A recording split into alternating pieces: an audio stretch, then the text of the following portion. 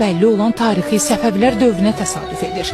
Səfəvi sərhədlərinəcən böyük ərazidə Suhtə və Levent adlanan kənddən şəhərə gələn işsiz qruplar yaz aylarında evlərə hücum edir, gənc tüksüz oğlanları götürüb qaçırdılar.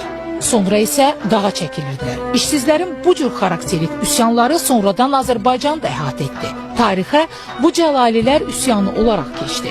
O Cəlalilər ki, qəhrəmanlarına Koroğlu dastanı yazırdı. Koroğlunun Paris nüsxəsində oxuyuruq. Xacə Yaqub bu oğlanı gördükdə bir könüldən min könülə ona aşıq oldu. Sevdi könlüm yenə bir qarşı kaman oğlanı, beli incə ləbi qönçə bir gülü xəndanı. Yoxdur bir böylə gözəl, gəzsən əgər dünyanı, adı Eyvazxan ola, həşdi behiştin çəməni. Dastanda yenə də oxuyuruq. Eyvaz öz hüsn camalına qürrələnib, Koroğluya möhkəm şillə vurdu. Koroğlu ürəyində Allaha şükür ki, Eyvazın əli mənim ağzıma dəydi. Eyvaz Koroğlunun qolundan yapışan kimi Koroğlu sustaldı. Qeyd edək ki, bu oxuduqlarımız dastanın Paris nüsxəsinə aiddir. Məktəbdə keçdiyimiz isə Koroğlunun Tiflis nüsxəsidir. Böyük şairimiz Məhəmməd Füzuli sübh çəkmiş, çərxə çalmış daşə tiğin afitab qəzəlində hamamda onun üzünü təmizləyən bərbərinə sevgili deyə xitab etmiş və qanımı ülgüclə yerə töksə belə yenə də qaçmaram demişdi. Daha sonraki beytdə hər tükümün ucunda bir baş olsa və sevgilim o başı doğrasa, yenə də qan tökən ülgücdən qaçmaram sözləri ifadə olunub. Qəzəlin 5-ci beytində isə şair başına üsyan edir. Başımın dərdindən bədənim tük kimi incəlib, arıqlayıb. Səbəb budur ki, sənin ülgücün ilə bədənim arasında başım ayrılıq, sərhəd salır. Başımı kəssən, ülgücün bədənimə də toxunar. Maarifçilik hərəkatı dönemində yaşamış satirik şair Mirzə Ələkbər Sabir daş qəbli insanları neylərdin ilahi adlı şeirdə yazır. Ərlər hərə bir qız kimi oğlan sevəcəkmiş.